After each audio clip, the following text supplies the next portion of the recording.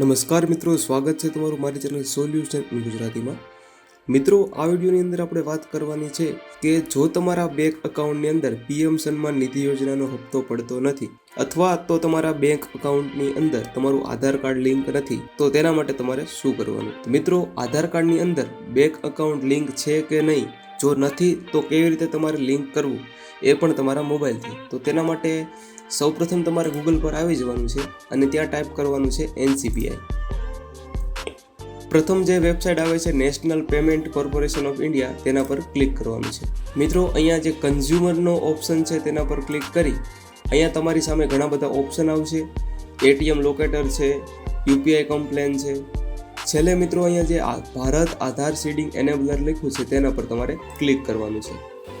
મિત્રો, તેના પર ક્લિક કરતાની સાથે NCPIની જે ઓફિશિયલ આધાર કાર્ડ સીડિંગની જે વેબસાઇટ છે તે તમારી મોબાઈલની અંદર ખુલી જશે।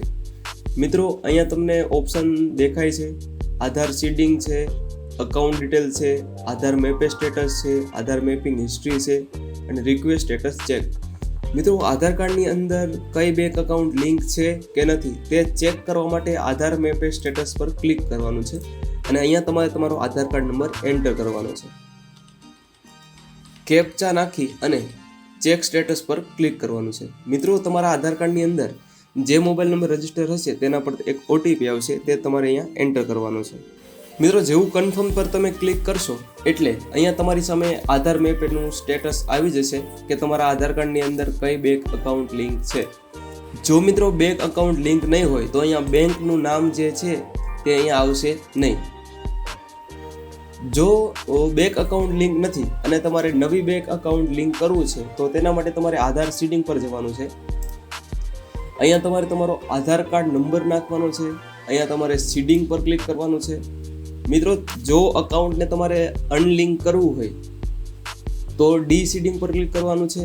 અત્યારે આપણે લિંક કરવાનું છે તેના માટે સીડિંગ પર ક્લિક કરી અહીંયા તમારે તમારું બેંકનું નામ નાખવાનું છે મિત્રો, અને અહીંયા ફ્રેશ સીડિંગ એટલે કે નવું જો હોય, નવું એકાઉન્ટ લિંક કરવું હોય તો ફ્રેશ સીડિંગ પર ક્લિક કરવાનું છે, અથવા તો જો બીજી બેંક એકાઉન્ટને ચેન્જ કરવું હોય તો અહીંયા movement from one bank to other bank click કરવાનું છે મિત્રો।